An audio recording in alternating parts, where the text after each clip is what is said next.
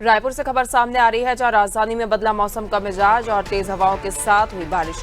कई इलाकों में बिजली आपूर्ति भी ठप हो गई है। तेज हवाओं से पेड़ गिरने का खतरा, मौसम विभाग ने सतर्क रहने की है अपील।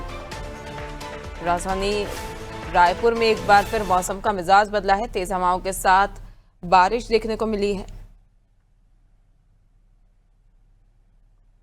कई इलाकों में बिजली आपूर्ति भी ठप हुई है। तेज हवाओं से पेड़ गिरने का खतरा लगातार बना हुआ है। मौसम विभाग ने लोगों से सतर्कता बरतने की अपील की है।